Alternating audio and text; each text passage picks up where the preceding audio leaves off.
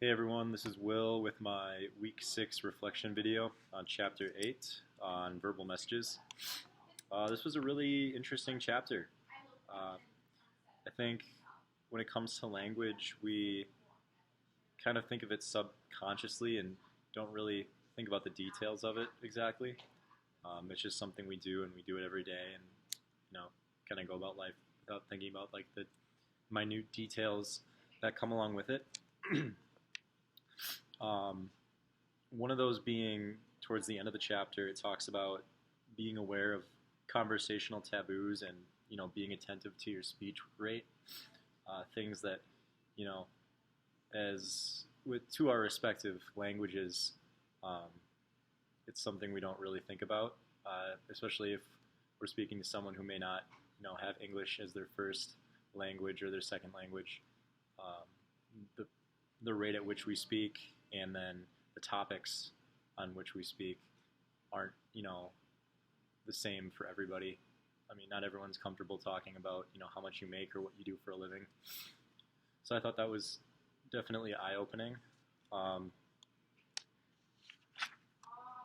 Along with that, I also found it really interesting when looking at the texting section.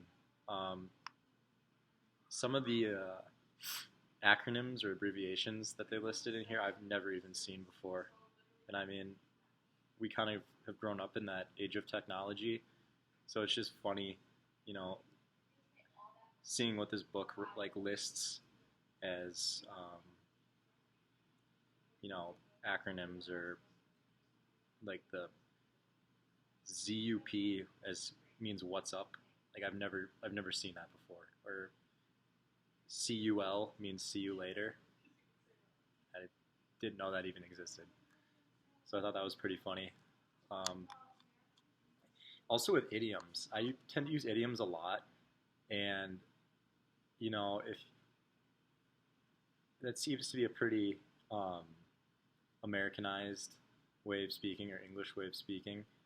Um, I know an example of that being in high school when one of my teachers used the idiom "I'm so hungry I could eat a horse." We had international students in our class who like literally like took that literally, like he could literally eat a horse.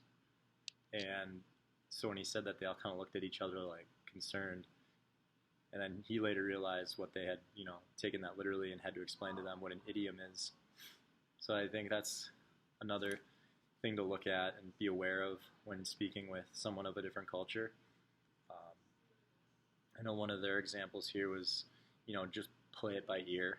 I mean, if you're not an English speaker or like it's not your first language, you're obviously not going to understand what is meant by that. So I thought that was interesting too.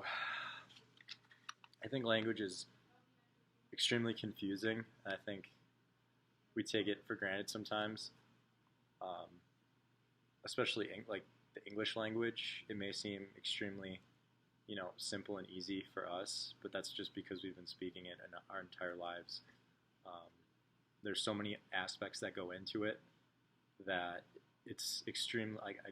There's a lot of respect to people who, it's not their first language, but they come and they learn it and they become fluent in it. So, yeah, that's all I got. Thank you.